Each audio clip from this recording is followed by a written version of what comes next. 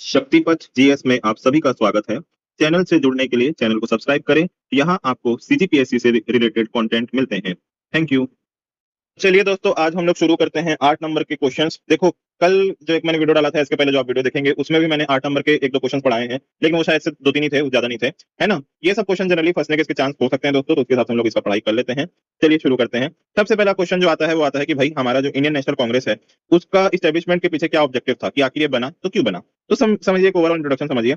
Indian national Congress जो था वो भाई आपका बना था 1885 1885 के अंदर। किसके द्वारा बनाया गया था? ए हो ह्यूमे एलन ह्यूमेन का पूरा नाम था बेसिकली। एलन ह्यूमे के द्वारा इनको बेसिकली बनाया गया था। इंडियन नेशनल कांग्रेस के फाउंडर थे ये, है ना। इसका मेन ऑब्जेक्टिव क्या था कि इंडियंस को एक पॉलिटिकल प्लेटफॉर्म जो है प्रोवाइड करना है। बहुत लोग होते हैं दोस्तों जिनको ये नाम जो है वो याद नहीं होता, क्योंकि थोड़ा अजीब सा भी नाम है अंग्रेजों में भी, है ना। तो देखो, एलन आप जान रहे हो एलन कौन है? कोचिंग है। तो एलन से हमको प्यार हुआ, या फिर एलन से हमें प्यार हुआ, तो वो सब हमें प्यार को हटा दो, है ना। सिर्फ एलन और हमें को बस रख दो, एलन हमें हो गया। तो अजीब एग्जांपल है लेकिन याद रख लो, है ना। इंडियन नेशनल कांग्रेस जो है उसका एस्टेब्लिशमेंट 1885 में हुआ। किसके द्वारा? श्री एलन ह्यूमे जी के द्वारा, है ना। ह्यूमे जी जो भी इसका प्रोनाउंसिएशन है। इसका मेन ऑब्जेक्टिव था कि इंडियंस को एक पॉलिटिकल प्लेटफॉर्म प्रोवाइड करना है। यहाँ तक क्लियर है? बढ़िया, आगे बढ़ते हैं। अब ओवरऑल पॉइंट्स के अंदर समझते हैं। तो सबसे पहले इसका ऑब्जेक्टिव क्या था? सबसे पहले इसका ऑब्जेक्टिव था कि नेशनल यूनिटी को बढ़ाना है। ये कांग्रेस जो था वो चाहता था कि डिफरेंट रीजन के लोग, कास्ट के लोग, रीजन के लोग जो हैं वो एक साथ एक यूनाइटेड प्लेटफॉर्म के अंदर आए। यही बेसिकली आईएनसी का मेजर ऑब्जेक्टिव था। क्यों आए भाई? ताकि एक साथ अपनी चीजों को एक्सप्रेस कर सके ब्रिटिशर्स को। बंगाल वाला अलग बोल रहा है, केरल वाला अलग बोल रहा है, मलयाली अलग बोल, सॉरी केरल मलयाली एक होता है, गुजराती अलग बोल रहा है, कश्मीरी अलग बोल रहा है। तो ऐसा नहीं भाई, डिफरेंट डिफरेंट कास्ट के रीजन के लोग जो है वो एक साथ आओ भाई, एक यूनाइटेड प्लेटफॉर्म के अंदर आओ और एक साथ बजाओ ना अंग्रेजों की। क्लियर? इसके अलावा हम लोग बात करें तो दूसरा जो था आपका ऑब्जेक्टिव, वो ये था कि इंडियंस के अंदर पॉलिटिकल अवेयरनेस डेवलप करना। ठीक है। इसमें इनका मेन टारगेट जो था वो ये था, वो थे भाई आपके एजुकेटेड इंडियन, जो पढ़े लिखे इंडियंस थे, उनके अंदर पॉलिटिकल कॉन्शियसनेस जो है वो बढ़ाना चाहते थे हमारे कांग्रेस वाले, है ना। क्योंकि वो चाहते थे कि उनको उनका राइट्स पता हो, उनको उनके फ्रीडम क्या होता है उसके बारे में पता हो, और उनको एडमिनिस्ट्रेशन क्या होता है उसके बारे में बेसिकली पता हो। ये सब चीजें वो बेसिकली चाहते थे। क्लियर? क्लियर। इसके अलावा तीसरा जो ऑब्जेक्टिव था कांग्रेस का वो ये था कि भाई गवर्नमेंट जो है, हमारी गवर्नमेंट ऑफ इंडिया नहीं, उस समय गवर्नमेंट ऑफ ब्रिटिश थी, है ना। तो ब्रिटिशर्स के बीच में, ब्रिटिश गवर्नमेंट के बीच में और इंडियंस के बीच में एक ब्रिज के जैसा काम जो है करना चाहता था कांग्रेस। ठीक है। कांग्रेस जो है वो ब्रिटिश गवर्नमेंट तक इंडियन पब्लिक की जो डिमांड्स हैं और जो ग्रीवियंसेस हैं उसको पीसफुली पहुंचाना चाहता था। वो पीसफुली उनको एड्रेस करना चाहता था कि देख भाई, हम इंडियंस हैं, तुम हमारे यहाँ ऊपर आके शासन कर रहे हो, हमारा ये दिक्कत हो रहा है ना, तो उसको थोड़ा सुन लो, है ना। तो ये बेसिकली भाई आपका जो है चाहता था उस समय का कांग्रेस। कांग्रेस क्या चाहता था कि इंडियंस के बीच में और उस समय की जो ब्रिटिश गवर्नमेंट है उसके बीच में एक ब्रिज के जैसा काम करना। ठीक है। कांग्रेस जो है वो ब्रिटिश गवर्नमेंट तक इंडियन पब्लिक की जो डिमांड और ग्रीवेंसेस हैं उसको बेसिकली पहुंचाना चाहता था। मान लो उस टाइम पे किसी की बकरी चोरी हो गई, है ना, तो किसको बताने जाएगा बेचारा? जमींदार लोग सुनते नहीं थे, तो वो कांग्रेस के पास जाता कि साहब मेरा बकरी चोरी हो गया, थोड़ा बता दो गवर्नमेंट को। तो ये ब्रिज का काम किया ना वहां पे कांग्रेस। बस इतना सही समझना है। इसके अलावा हम लोग बात करते हैं तो एडमिनिस्ट्रेटिव रिफॉर्म्स की भी डिमांड जो है वो कांग्रेस करता था। ये भी उसका ऑब्जेक्टिव था कि एडमिनिस्ट्रेशन में हमको चेंज करना है। बेसिकली जो इंडियन सिविल सर्विसेज हैं, है ना, जिसको अभी आप पढ़ाई कर रहे हो, या फिर जो लेजिस्लेशन है उसके अंदर रिफॉर्म्स की डिमांड जो है वो बेसिकली कांग्रेस कर रहा था। क्या रिफॉर्म्स की डिमांड कर रहा था? ये वाला नियम लाओ, ये वाला नियम लाओ? नहीं, उसके अंदर बेसिकली बोल रहा था कि इंडियंस का पार्टिसिपेशन जो है आप थोड़ा बढ़ाओ महाराज, है ना। आप हमारे ऊपर ही शासन कर रहे हो और हमारा एक आदमी आईएएस कलेक्टर नहीं बनाए, क्या दिक्कत है करके। तो बेसिकली बोल रहा था कि भाई एडमिनिस्ट्रेटिव रिफॉर्म्स की डिमांड की थी। इंडियन सिविल सर्विसेज और जो लेजिस्लेशन उस समय लेजिस्लेटिव काउंसिल चलते थे, वाइसरॉय या फिर जो गवर्नर जनरल होते थे उसके आसपास में बैठते थे, है ना। उसमें बेसिकली इंडियंस की पार्टिसिपेशन को इंक्रीज किया जाए, ये बेसिकली बोला गया था। इसके अलावा हम लोग बात करें तो कॉन्स्टिट्यूशनल मेथड का इस्तेमाल करना भी एक उनका ऑब्जेक्टिव था। अब देखो, कांग्रेस जब फॉर्म हुआ था, ठीक है, तो उस समय के जो शुरुआत के लीडर थे उनको हम लोग मॉडरेट लीडर्स बोलते हैं। इन लोग पेटिशन मतलब हाथ पैर जोड़ना, मीटिंग्स करना, डिस्कशन करना, उसके थ्रू बेसिकली इन लोग रिफॉर्म लाना चाहते थे। इन लोग ज्यादा वायलेंस के सपोर्टर नहीं थे। तो अगर आपको लगता था कि भैया नॉन वायलेंस, अहिंसा करो, वो सिर्फ गांधी जी की तरफ से है, नहीं, वो तो बहुत बाद में है भाई। ये बेसिकली 1880s और 1890s के आसपास का, जो लेटर 19th सेंचुरी उसके आसपास का जो है ये बेसिकली समय चल रहा है। क्लियर? तो ये बेसिकली था कि भाई कॉन्स्टिट्यूशन मेथड का इस्तेमाल करना, प्रेयर, पेटिशंस, मीटिंग का इस्तेमाल करना, है ना। और उसके थ्रू बेसिकली रिफॉर्म लाने की कोशिश कर रहे थे। इसमें अगर कभी आपको मॉडरेट लीडर लोग का नाम भी पूछता है तो एक मेजर नाम आप लिख सकते हो, गोपाल कृष्ण गोखले, और उसके अलावा एक है भाई आपके दादा भाई नरोजी। क्लियर? इसके अलावा इकोनॉमिक एक्सप्लॉयटेशन को अपोज करना भी एक one of the major objective था। अब देखो, ब्रिटिश की इकोनॉमिक पॉलिसीज जो थी, ये सब के खिलाफ जो है बहुत ज्यादा कांग्रेस ने उस समय अपना वॉइस रेज किया था। क्या इकोनॉमिक पॉलिसीज थी? ब्रिटिशर उस टाइम पे भाई हमारे जो इंडस्ट्रीज होते थे, हमारे जो एग्रीकल्चर होते थे, उसको सिस्टमेटिक तरीके से उन लोग डिस्ट्रॉय कर रहे थे। और जो ड्रेन ऑफ वेल्थ वाली थ्योरी जो आज भी हम लोग पढ़ते हैं, वो बेसिकली उसी टाइम से आई थी। और ये जो कांग्रेसीज थे उस समय के, उन लोग बेसिकली ये सब चीजों को एक्सपोज कर रहे थे। क्लियर? इसके अलावा हम लोग बात करते हैं तो भाई फ्यूचर फ्रीडम के स्ट्रगल का फाउंडेशन भी कहीं ना कहीं कांग्रेस ने तैयार किया है ना। फ्यूचर में जो फ्रीडम स्ट्रगल होने वाले थे उसका भी फाउंडेशन जो है तैयार किया है। कैसे तैयार किया? देखो, कांग्रेस जो था वो पहला ऐसा ऑर्गेनाइजेशन था जो एकदम ऑर्गेनाइज तरीके से काम कर रहा था। ठीक है। और इसी ऑर्गेनाइज तरीके से होने के कारण उसने नेशनल मूवमेंट और नेशनलिज्म को बहुत स्ट्रॉन्ग किया, जिसके कारण क्या हुआ, फ्यूचर के जो फ्रीडम स्ट्रगल से उसका फाउंडेशन जो है वो बहुत ज्यादा अच्छे से तैयार हो गया। क्लियर है दोस्तों? विद दिस आपका आंसर खत्म होता है। कंक्लूजन भी आप लिख सकते हैं कि इंडिया ने, आईएनसी ने इंडियन नेशनलिज्म को स्ट्रेंथन किया और फ्रीडम स्ट्रगल को बहुत ज्यादा ऑर्गेनाइज जो है डिक्लेयर डायरेक्शन दिया। क्लियर है? विद दिस आपका वाला टॉपिक जो है कंप्लीटली खत्म होता है। तो इसके बाद दोस्तों दूसरा जो क्वेश्चन बहुत ज्यादा कॉमनली फंसता है वो है भाई स्वदेशी मूवमेंट का आप जो है बंगाल पार्टीशन के कॉन्टेक्स्ट में कॉजेज और रिजल्ट बताइए कि आखिर स्वदेशी मूवमेंट क्यों हुआ और उसके रिजल्ट क्या थे, लेकिन उसका कॉन्टेक्स्ट जो है वो बंगाल पार्टीशन के आसपास में होना चाहिए। तो चलिए इसको भी हम लोग पढ़ते हैं, बड़ा आसान आंसर है ये। ठीक है, 1905 के अंदर भैया हमारे कौन आए, लॉर्ड कर्जन आए। लॉर्ड कर्जन ने बंगाल का पार्टीशन कर दिया। ऑफिशियली इसको बोला गया कि भाई हमसे जो है एडमिनिस्ट्रेशन समझ नहीं रहा है और हम जो है आसानी से इसको डिवाइड करके एडमिनिस्ट्रेशन कर सकते हैं। पर इंडियंस ने बोला कि भैया ये तो आप हमको डिवाइड एंड रूल पॉलिसी कर रहे हो, और इसी के अपोजिशन में जो है स्वदेशी मूवमेंट जो है स्टार्ट हुआ। तो स्वदेशी मूवमेंट का जो फाउंडेशन था वही बंगाल पार्टीशन के बेसिस में आया। ये हम लोग ने बैक स्टोरी समझा दी, क्या थी बैक स्टोरी फिर से एक बार सुन लीजिए। 1905 का समय था, लॉर्ड कर्जन एक दिन उठे और बोले आज मैं बंगाल को काट दूंगा। काट दिया।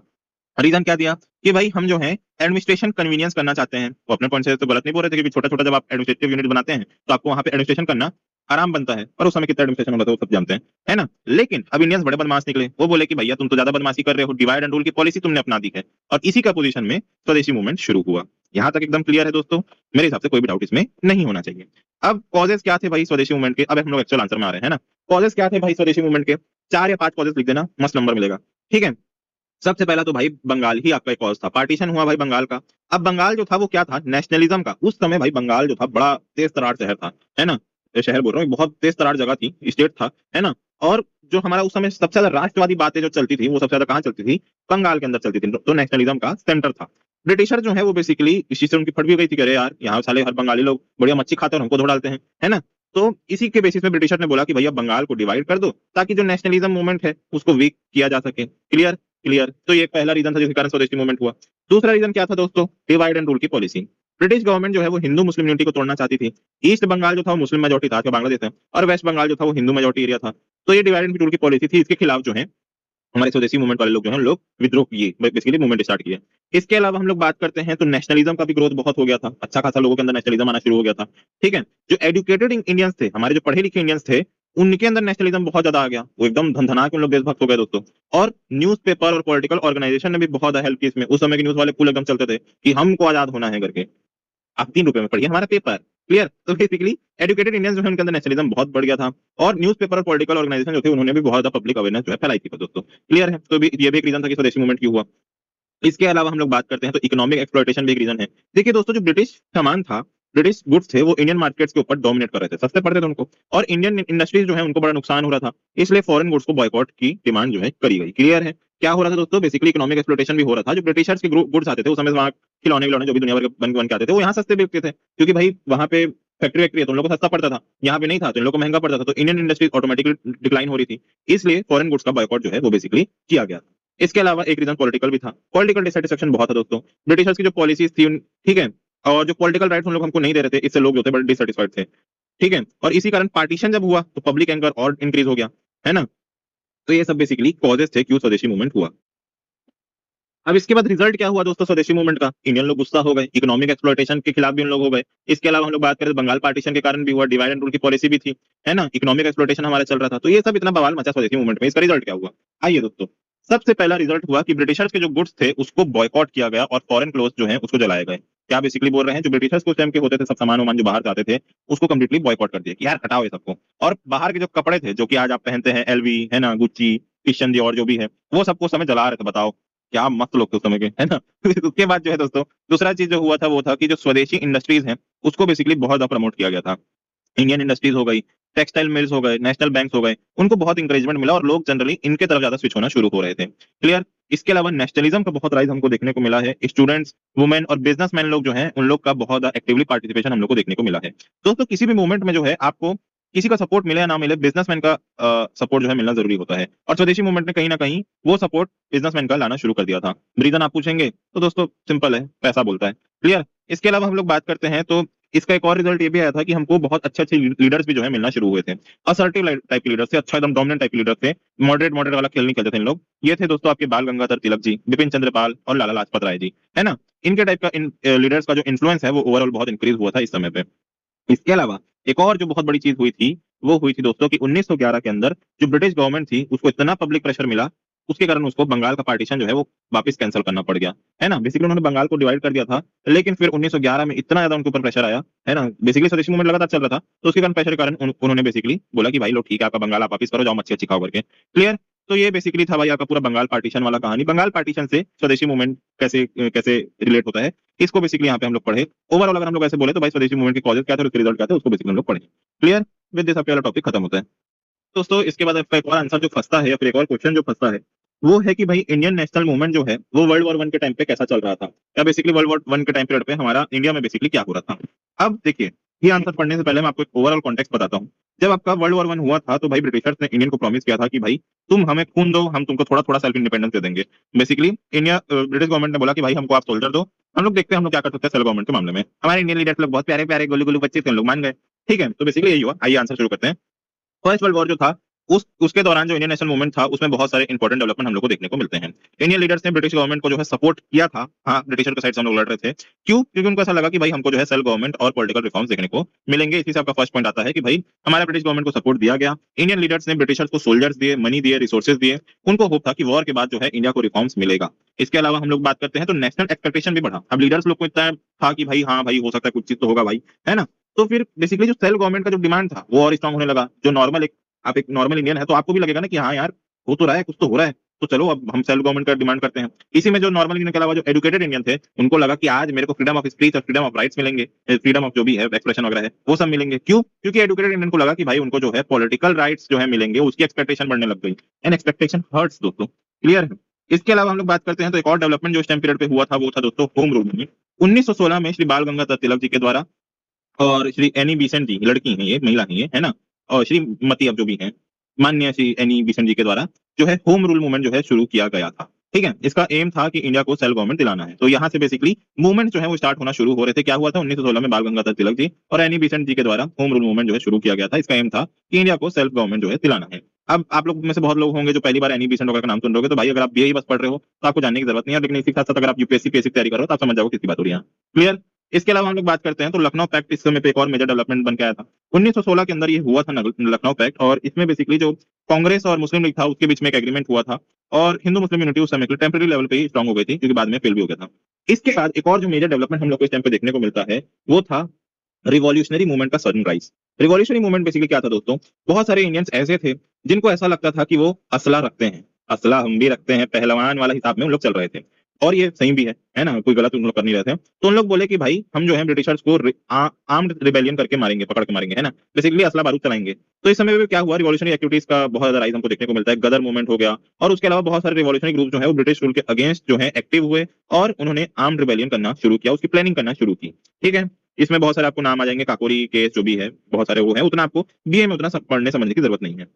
इसके अलावा हम लोग बात करते हैं तो एक और चीज जो एक और डेवलपमेंट यहाँ पे हुआ वो था दोस्तों इकोनॉमिक प्रॉब्लम और पब्लिक डिससेटिस्फेक्शन। देखिए दोस्तों, एक बहुत सिंपल सा लॉजिक है, अगर वॉर चल रहा है तो इकोनॉमी में तो दिक्कत होगी। वही चीज इंडिया के अंदर भी हो रही थी। इंडिया की इकोनॉमी जो है वो लगातार डाउन हो रही थी, महंगाई बहुत बढ़ रही थी, टैक्सेस बहुत बढ़ रहे थे दोस्तों, और शॉर्टेजेस जो है बहुत ज्यादा बढ़ गए थे। लोगों के अंदर डिससेटिस्फेक्शन आया, वो लोग गुस्सा होना शुरू हुए, और नेशनलिज्म जो है अल्टीमेटली इंक्रीज होना शुरू हुआ। अब यहाँ पे जब नेशनलिज्म इंक्रीज हुआ, ब्रिटिशर से फिर फट गई। उन्होंने बेसिकली बोला कि भैया हम आपको मैंटागू डिक्लेरेशन दे रहे हैं ना। तो क्या उसमें बोला? उसने बेसिकली बोला कि भाई इस डिक्लेरेशन के अंदर ब्रिटिश गवर्नमेंट ने बोला कि इंडिया को ग्रेजुअल हम लोग सेल्फ गवर्नमेंट देंगे। अब वो सेल्फ गवर्नमेंट कब देंगे? वो ग्रेजुअल देंगे ना, वो ग्रेजुअल कब आएगा देखते रहो, है ना। तो यहाँ पे बेसिकली ब्रिटिश गवर्नमेंट ने हमको थमाया लॉलीपॉप। तो ओवरऑल देखो ये बेसिकली हुआ था आपके फर्स्ट वर्ल्ड टाइम पे। तो ओवरऑल अगर हम लोग बात करें तो इंडियन नेशनल मूवमेंट जो है और ऑर्गेनाइज हुआ, और नेशनलिस्ट बना, राजभक्ति की भावनाओं धंधना के निकली। होम रूल मूवमेंट और लखनऊ पैक्ट जैसे कुछ मेजर डेवलपमेंट्स हुए हैं जिसका इंपैक्ट हमको हिस्ट्री में देखने को मिलता है, और फ्यूचर फ्रीडम स्ट्रगल को स्ट्रॉन्ग फाउंडेशन भी प्रिपेयर हुआ, डेफिनेटली हुआ। इसके बाद ही हमको मेजर मेजर मूवमेंट देखने को मिले, है ना। और रिवॉल्यूशनरी एक्टिविटीज भी जो है वो सडन राइज, उसका भी हमको यहाँ पे देखने को मिलता है दोस्तों। क्लियर? ये वाला टॉपिक भी आपका डन। बाद दोस्तों अब एक और जो क्वेश्चन फंसता है वो है भाई कि आपका second phase of revolutionary movement के बारे में बताइए, जो कि भारत के अंदर हो रहा था उस समय पे।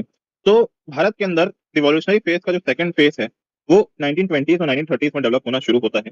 इस फेज में यूथ का पार्टिसिपेशन और ऑर्गेनाइज रिवॉल्यूशनरी एक्टिविटीज जो है उसका काफी इंक्रीज हमको देखने को मिलता है। क्या बोल रहा हूँ मैं? रिवॉल्यूशनरी मूवमेंट मतलब मार धाड़ वाला मूवमेंट, थोड़ा इसमें थोड़ा सा देखिए दोस्तों, ये नॉन वायलेंस वायलेंस वाला हिसाब नहीं कर रहे थे इन लोग बोल रहे थे ब्रिटिश दिखेगा उड़ाएंगे हम, बात खत्म, है ना। तो ये 1920 और 1930 में जो है बहुत ज्यादा डेवलप हुआ। इस फेज में यूथ का पार्टिसिपेशन बहुत देखने को मिला, और ऑर्गेनाइज तरीके से यहाँ पे काम जो है वो हमको देखने को मिलता है दोस्तों। क्लियर है? तो क्या फीचर्स थे, क्या डेवलपमेंट थे? तो देखो, बहुत सारे टाइप के रिवॉल्यूशनरी ऑर्गेनाइजेशन जो है वो स्टेब्लिश होना शुरू होते हैं। जैसे हिंदुस्तान रिपब्लिकन ऑर्गेनाइजेशन, बताओ, है ना, डोनाल्ड ट्रम्प की पार्टी है दोस्तों रिपब्लिकन, तो उसी का ऐसे मतलब फालतू बात कर रहा हूँ अभी। हिंदुस्तान रिपब्लिकन एसोसिएशन जो है वो बेसिकली दोस्तों यहाँ पे एक फॉर्म होता है, एक रिवॉल्यूशनरी ऑर्गेनाइजेशन था ये। इसके अलावा बंगाल रिवॉल्यूशनरी ग्रुप्स जो है वो भी बहुत ज्यादा एक्टिव होते हैं दोस्तों। इसके अलावा दोस्तों इस समय पे एक्चुअल में हो क्या रहा है, वर्ल्ड लेवल पे हम लोग अगर जाएं तो रशियन रिवॉल्यूशन इस समय पे हुआ था।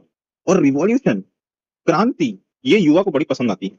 तो उसका इन्फ्लुएंस जो है हमको देखने को मिलता है। तो रशियन रिवॉल्यूशन का इन्फ्लुएंस भी जो है हम लोग को ये रिवॉल्यूशनरी एक्टिविटीज में देखने को मिलता है। सोशलिस्ट आइडियाज से, उस समय सोशलिज्म का जो आइडिया था उससे बड़ा इन लोग जो है इन्फ्लुएंस होते हैं। और ओवरऑल जो रिवॉल्यूशनरीज हैं उनके ऊपर बहुत स्ट्रॉन्ग इन्फ्लुएंस पड़ता है उनका, कि वी आर सोशलिस्ट नेचर, हमको एक सोशलिज्म लाना है यहाँ करके। इसके अंदर पार्टिसिपेशन की बात करते हैं तो यूथ का बहुत पार्टिसिपेशन देखने को मिलता है, स्टूडेंट्स का बहुत पार्टिसिपेशन देखने को मिलता है ना। ऑब्वियसली यार भरा 40-50 साल का आदमी थोड़ी दौड़ेगा बंदूक पकड़ के, है ना। तो स्टूडेंट्स और यंग लोगों का ओवरऑल रिवॉल्यूशन एक्टिविटीज में बहुत ज्यादा एक्टिव इन्वॉल्वमेंट जो है वो देखने को मिलता है। इसके अलावा थोड़े बड़े नाम भी यहाँ आना शुरू होते हैं, है ना। भगत सिंह और चंद्रशेखर आजाद, राजगुरु, सुखदेव, शहीद हैं, ये सब बहुत सम्मानीय लोग हैं, है ना। इनको हम मानसिक प्रणाम करते हैं। इनका जो है मूवमेंट पे जब इन लोग इन्वॉल्व होते हैं तो इस मूवमेंट को ओवरऑल बहुत ज्यादा नया डायरेक्शन देखने को मिलता है। इसलिए जनरली किसी भी एग्जाम वगैरह में आप जाएंगे तो second phase of the revolutionary movement को ज्यादा पूछा जाता है रेदर देन फर्स्ट फेज। क्यों? बड़े बड़े नाम जो हैं, भगत सिंह जी हो गए, चंद्रशेखर आजाद हो गए, राजगुरु हो गए, सुखदेव थापर हो गए, ये सब जो है इस मूवमेंट से इस टाइम पे जुड़ते हैं और इस मूवमेंट को कंप्लीटली एक न्यू डायरेक्शन जो है देते हैं। इसके अलावा हम लोग बात करते हैं काकोरी कॉन्स्पिरेसी केस भी जो है वो इसी टाइम पे आता है 1925 के अंदर।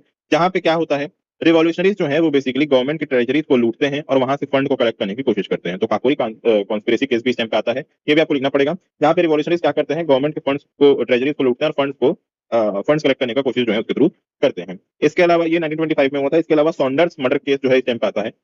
देखिए दोस्तों, भगत सिंह जी और उनके जो एसोसिएटेड थे, राजगुरु, सुखदेव वगैरह हो गए, उन्होंने बेसिकली सॉन्डर्स, जो कि एक ब्रिटिश ऑफिसर था जिन्होंने लाला लाजपत राय जी को मारा था, उसकी डेथ का रिवेंज लेने के लिए, उनकी डेथ का रिवेंज लेने के लिए इस सॉन्डर्स नाम के ऑफिसर को इन्होंने जाके मारा था। क्लियर? तो भगत सिंह जी और उनके एसोसिएट जो थे 1928 के अंदर, सॉन्डर्स नाम के एक जो ऑफिसर है, उनको जाके वो मार देते हैं। काहे? ताकि वो लाला लाजपत राय जी जो है उनको उनको बेसिकली नहीं, सॉन्डर्स नाम के आदमी ने मारा था, ऑफिसर थे ये, है ना। उनका बेसिकली रिवेंज जो है लेने का कोशिश जो है करते हैं। इसके अलावा हम लोग बात करते हैं दोस्तों, तो इस टाइम पीरियड पे central legislative assembly bomb incident भी होता है। तो भगत सिंह जी और बटुकेश्वर दत्त जो हैं वो प्रोटेस्ट के रूप में असेंबली में बॉम्ब भी थ्रो करते हैं। क्या करते हैं दोस्तों, भगत सिंह जी और बटुकेश्वर दत्त जी जो हैं वो बेसिकली प्रोटेस्ट दिखाने के लिए, देखो हम प्रोटेस्ट कर रहे हैं, इसके कारण वो जो सेंट्रल लेजिस्लेटिव असेंबली होती है उसमें बॉम्ब भी जाके फेंक देते हैं। उस समय का सांसद था ये, है ना। इसके अलावा 1931 के अंदर जब भगत सिंह जी और राजगुरु और सुखदेव जी को फांसी दी जाती है, तो इसका सेक्रीफाइस के कारण यूथ को बहुत ज्यादा इंस्पिरेशन मिलता है, आज भी मिलता है। तो ये सब चीजें बेसिकली होती हैं। तो ये आपको ओवरऑल हो जाएगा second phase of revolutionary activities, है ना। फिर से हम लोग बात करते हैं तो second phase of revolutionary activities movement में करेज, सेक्रीफाइस और पेट्रियटिज्म को स्ट्रॉन्ग एग्जाम्पल प्रेजेंट किया गया और इंडियन नेशनलिज्म को बहुत ज्यादा स्ट्रॉन्गर जो है बनाया गया। क्लियर है? ये है भाई आपका ये पूरा आंसर। दोस्तों अब एक और क्वेश्चन जो फंसता है, बहुत सारे क्वेश्चन फंसते हैं दोस्तों, अभी आगे के 2 बस बचे हैं, इसको और पढ़ लीजिए। तो एक और क्वेश्चन जो आ रहा है वो है भाई आपका, पार्टीशन जो हुआ था हमारे इंडिया का, बंटवारा, वो क्यों हुआ था, उसके पीछे रीजन क्या थे। तो सबसे पहला रीजन तो दोस्तों यही था कि ब्रिटिश गवर्नमेंट ने डिवाइड एंड रूल की पॉलिसी खेली थी और हिंदूज और मुस्लिम्स के बीच में डिफरेंसेस को इंक्रीज किया था, जिससे कम्युनल टेंशन जो है बढ़े थे। क्या हुआ था, ब्रिटिश गवर्नमेंट ने क्या किया था, हिंदूज और मुस्लिम्स के बीच में डिवाइड एंड रूल की पॉलिसी बनाई थी और जो कम्युनल डिफरेंसेस हैं उसको बेसिकली इंक्रीज करके कम्युनल टेंशन जो है इंक्रीज किए थे। इसके अलावा हम लोग बात करें तो कम्युनलिज्म का बहुत ग्रोथ हुआ है। डिफरेंट डिफरेंट रिलीजन के जो कम्युनिटी थे, उन्होंने अपना डिफरेंट डिफरेंट जो रिलीजियस कम्युनिटीज थे, उन्होंने अपने अपना पॉलिटिकल इंटरेस्ट को सेपरेट फॉर्म देना शुरू किया, जिससे मिसट्रस्ट जो है बेसिकली बढ़ा। या फिर ये थोड़ा कंफ्यूजिंग है, सिंपल सा समझिए कि कम्युनलिज्म बढ़ा, लोगों के अंदर अपना धर्म को लेकर जो है ज्यादा रेडिकलाइजेशन बढ़ा, लोग जो है अपने धर्म से रिलेटेड जो पॉलिटिकल इंटरेस्ट है उसको सेपरेट मानने लगे और ओवरऑल यूनिटी जो है वो इससे घटने लगी और जो मिसट्रस्ट था वो बेसिकली बढ़ने लगा। एक और जो रीजन था जिसके कारण भाई आपका पार्टीशन हुआ वो था भैया मुस्लिम लीग का फॉर्मेशन। 1906 में मुस्लिम लीग स्टैब्लिश हुई, जो लेटर मुस्लिम नेशन की डिमांड करने लगी, एक सेपरेट मुस्लिम नेशन की डिमांड जो है करने लगी। और इसके बाद से ही जो है धार्मिक जो है आपके बड़े बड़े ऑर्गेनाइजेशन जो है वो शुरू हुए, जिसका शुरुआत करता था जो था वो मुस्लिम लीग ही था। इसके अलावा हम लोग बात करते हैं तो टू नेशन थ्योरी, उसके कारण भी जो है आपका सेपरेशन हुआ। मोहम्मद अली जिन्ना, जिसको पाकिस्तान का फाउंडिंग फादर बोलते हैं, उन्होंने बेसिकली बोला कि भाई हिंदूज और मुस्लिम जो है उनको सेपरेट नेशन देने चाहिए, क्योंकि इनके इंटरेस्ट जो है वो कम्प्लीटली एक दूसरे से डिफरेंट है। इसके अलावा हम लोग बात करते हैं तो हिंदू मुस्लिम यूनिटी का फेलियर भी एक रीजन था। देखिए कांग्रेस और मुस्लिम लीग जो था, वो भले लखनऊ पैक्ट के थ्रू उन्होंने अपने आप को इंक्लाइन किया था, येट उनके बीच में जो पॉलिटिकल डिफरेंसेस थे वो बहुत ज्यादा थे, और ये ज्यादा होने के कारण ही तो अब हम लोग समझते हैं पार्टीशन ऑफ इंडिया को। तो पार्टीशन ऑफ इंडिया बेसिकली क्यों हुआ था, इसके रीजन हम लोग जानेंगे, इसका क्वेश्चन जल्दी फंसता है। सबसे पहला रीजन था भाई ब्रिटिश डिवाइड एंड रूल की पॉलिसी। ब्रिटिश गवर्नमेंट जो है उसने हिंदूज और मुस्लिम्स के बीच में डिफरेंसेस जो है बहुत इंक्रीज कर दिए थे, जिसके कारण क्या हुआ, कम्युनल टेंशन जो है बढ़ गए। दूसरा क्या था, कम्युनलिज्म का ग्रोथ। लोग जो है वो रिलीजियस कम्युनिटीज जो थे डिफरेंट डिफरेंट, वो अपनी अपनी पॉलिटिकल पार्टीज बनाने लग गए और अपने अपने पॉलिटिकल इंटरेस्ट को सिक्योर करना शुरू कर दिए। इसी कारण क्या हुआ, डिफरेंट डिफरेंट कम्युनिटीज के बीच में बहुत ज्यादा पॉलिटिकल मिस्ट्रस्ट जो है देखने को मिला, और पॉलिटिक्स डिसाइड योर फ्यूचर। इसके अलावा हम लोग बात करते हैं तो मुस्लिम लीग का फॉर्मेशन भी जो है वो एक रीजन रीजन था। देखिए, मुस्लिम लीग के फॉर्मेशन के पहले छोटी मोटी भले सभाएं हुआ करती थी, लेकिन इतने बड़े लेवल पे, ऑर्गेनाइज लेवल पे एक सेपरेट रिलीजन के लिए एक प्रॉपर ऐसी पार्टी जो है नहीं बनी थी। ये पहली बार था 1906 में कि मुस्लिम लीग जो है वो स्टैब्लिश हुई थी, और जो कि आगे जाके रेडिकल आइडियाज प्रमोट करती है और अल्टीमेटली एक मुस्लिम नेशन की डिमांड करती है। इसके अलावा हम लोग बात करते हैं तो टू नेशन थ्योरी भी एक रीजन है। मोहम्मद अली जिन्ना जो है, उन्होंने बेसिकली बोला कि हिंदू मुस्लिम कभी साथ रह ही नहीं सकते, क्योंकि भैया उनके जो इंटरेस्ट हैं वो कम्प्लीटली डिफरेंट है, इसलिए उन्होंने सेपरेट नेशन की डिमांड कर दी। इसके अलावा हम लोग बात करते हैं तो हिंदू मुस्लिम फेलियर भी एक रीजन है, हिंदू मुस्लिम यूनिटी का फेलियर भी एक रीजन है। देखिए, ऐसा नहीं है, इसके पहले मुस्लिम लीग और कांग्रेस जो है वो जुड़ने की बात नहीं कर रहे थे। लखनऊ पैक्ट हुआ था 1916 में, उसमें दोनों जो है जुड़ना चाहते भी थे, बट दोनों के भाई पॉलिटिकल जो आइडियोलॉजी थी वो कहीं ना कहीं बहुत ज्यादा डिफरेंट थे, और इसी कारण ग्रेजुअली जो है इनके बीच में डिफरेंसेस बढ़ने लगे, और अल्टीमेटली जो हिंदू मुस्लिम यूनिटी थी थोड़ी बहुत जो बची भी होगी वो भी खत्म हो गई। इसके अलावा हम लोग बात करते हैं तो पाकिस्तान का सेपरेट डिमांड 1940s के अंदर बेसिकली भाई आपका जो है पाकिस्तान का एक सेपरेट डिमांड जो है मालूम ऑफिशियल लेवल पे जो है रेस करना शुरू कर दिया गया था। ठीक है, कैसे हुआ था? लाहौर रिजोल्यूशन के थ्रू। देखिए, फिर से मैं पॉइंट को बता रहा हूँ। 1940s में लाहौर रिजोल्यूशन के थ्रू एक सेपरेट मुस्लिम स्टेट्स की ऑफिशियल डिमांड करना शुरू कर दी थी, है ना, जिसको हम लोग पाकिस्तान बोलते हैं आज के टाइम पे। अब पहले क्या होता था, पहले भी ऐसी बात नहीं डिमांड होती थी, लेकिन इतना चटर पटर जो है वो नहीं होता था, थोड़ा बहुत हो गया, गप्पे मार रहे हैं भाई साहब, सेपरेट नेशन बन जाता तो मजा ही आ जाता, लेकिन अभी ऑफिशियल लेवल पे जो है ये पहली बार हुआ। क्लियर? इसके अलावा कॉन्स्टिट्यूशनल प्लान का फेलियर भी one of the major reason है। ब्रिटिशर्स नहीं चाहते थे दोस्तों कि हम लोग अलग हों, इसलिए उन्होंने बहुत सारी कैबिनेट मिशन और क्रिप्स मिशन जो है भेजे थे, ऑब्वियसली हम लोग चाहते थे, है ना। तो बेसिकली ब्रिटिशर्स ने अपनी तरफ से भी कुछ कुछ कोशिश की थी दोस्तों। क्रिप्स मिशन हो गए, कैबिनेट मिशन हो गए, ये सब बेसिकली उन्होंने बहुत सारे भेजे थे, और जिसमें वो चाहते थे कि कांग्रेस और मुस्लिम लीग जो है वो एक जगह पे अग्री कर जाए, लेकिन इन दोनों के बीच में अपने अपने डिसएग्रीमेंट्स है, क्योंकि पॉलिटिकल आइडियोलॉजी दोनों की अलग थी। तो बिकॉज ऑफ दिस इनका कॉन्स्टिट्यूशन प्लान भी फेल हो गए। इसके बाद क्या बोलते हैं, कम्युनल राइट्स एंड वायलेंस। तो 1946 में बेसिकली भाई मुस्लिम लीग ने डिक्लेयर कर दिया कि डायरेक्ट एक्शन होगा। इसके बाद क्या हुआ, बंगाल और पंजाब में कम्युनल राइट्स जो है बहुत ज्यादा इंक्रीज हो गए, तो उसके कारण पब्लिक प्रेशर भी आना शुरू हो गया, इंडिया वाले भी बोलने लगे कि अब हटाओ यार, इन लोगों को हटाओ, है ना। इसके अलावा एक और जो रीजन था वो था भाई British desire to leave quickly. अब देखो, वर्ल्ड वॉर टू जब खत्म हुआ उसके बाद ब्रिटिशर जो है वो बहुत ज्यादा वीक हो चुके थे अपने लेवल पे, ब्रिटेन के लेवल पे, तो इसलिए वो जल्दी से जल्दी इंडिया को लीव करना चाहते थे। क्लियर? डन। हाँ, अब हम लोग एक और जो क्वेश्चन समझते हैं वो ये है कि भाई आजाद हिंद फौज और ओवरऑल सुभाष चंद्र बोस जी का जो ओवरऑल वो था रोल था वो क्या था, इसको हम लोग बेसिकली इस टॉपिक के थ्रू समझेंगे। तो सबसे पहले देखिए, जो सुभाष चंद्र बोस जी थे वो बहुत ज्यादा रिवॉल्यूशनरी टाइप के लीडर थे। बोस जो है कंप्लीट इंडिपेंडेंस का डिमांड करने वाले थे, वो नेगोशिएशन के मूड में थे ही नहीं, है ना। और वो जो है यूथ में नेशनलिज्म के लिए बहुत ज्यादा फेमस थे, और यूथ को बहुत ज्यादा उन्होंने इंस्पायर भी किया था। इसके अलावा हम लोग बात करते हैं तो फॉर्मेशन ऑफ फॉरवर्ड ब्लॉक, उन्होंने 1939 के अंदर फॉरवर्ड ब्लॉक भी जो है एस्टेब्लिश किया था, ताकि एंटी ब्रिटिश फोर्सेस जो है उसको बेसिकली यूनाइट कर सकें। इसके अलावा इंटरनेशनल सपोर्ट भी उन्होंने लिया था, वो जो है जर्मनी और जापान भी गए थे ताकि फॉरेन सपोर्ट जो है वो ले सके। इसके अलावा हम लोग बात करें तो आजाद हिंद फौज जो है उसको उन्होंने रीऑर्गेनाइज और स्ट्रेंथन किया था, जिससे जो आपकी आजाद हिंद फौज, जिसको इंडियन नेशनल आर्मी बोलते हैं, वो एक डिसिप्लिन फोर्स बनी थी। इसके अलावा हम लोग बात करते हैं तो 1943 के अंदर सिंगापुर में आजाद हिंद गवर्नमेंट नाम की एक प्रोविंशियल गवर्नमेंट भी जो है वो एस्टेब्लिश किया था। तो ऐसे बोल नहीं रहे थे कि हमको इंडिपेंडेंस इंडिपेंडेंस इंडिपेंडेंस चाहिए, वो सीधा भाई बोल रहे थे कि अब तो लेके रहूंगा, क्या कर लोगे, है ना। इसके अलावा एक बहुत फेमस स्लोगन भी उन्होंने दिया है, जो कि है तुम मुझे खून दो मैं तुम्हें आजादी दूंगा, give me freedom, give me blood I will give you freedom, and जय हिंद जैसे स्लोगन जो है उसको बेसिकली इन्होंने बोला था। इसके अलावा मिलिट्री कैंपेन्स भी चलाए थे इन्होंने। जो इंडियन नेशनल आर्मी है उसने बर्मा और नॉर्थ ईस्ट इंडिया के अंदर भाई मेजर मेजर सिटीज जैसे कि ऐजवाल और इम्फाल वगैरह में इन्होंने मिलिट्री कैंपेन्स चलाए थे ब्रिटिश फोर्सेस के अगेंस्ट, है ना। इसके अलावा हम लोग बात करते हैं तो इनका इंपैक्ट जो है वो फ्रीडम स्ट्रगल में बहुत ज्यादा था, क्योंकि जब आईएनए के ट्रायल्स हुए तो नेशनलिज्म जो है और पब्लिक सिंपैथी जो है वो बहुत ज्यादा बढ़ गई थी इनके लिए, और जो ब्रिटिशर्स की अथॉरिटी है वो बहुत ज्यादा डिक्रीज हो गई थी, है ना। और ओवरऑल भाई यूथ और सोल्जर्स को इन्होंने बहुत ज्यादा डीपली इंस्पायर जो है किया था। क्लियर? विद दिस आपका टॉपिक खत्म और आपका चैप्टर खत्म। प्रेम से बोलो दुर्गा मैया की जय।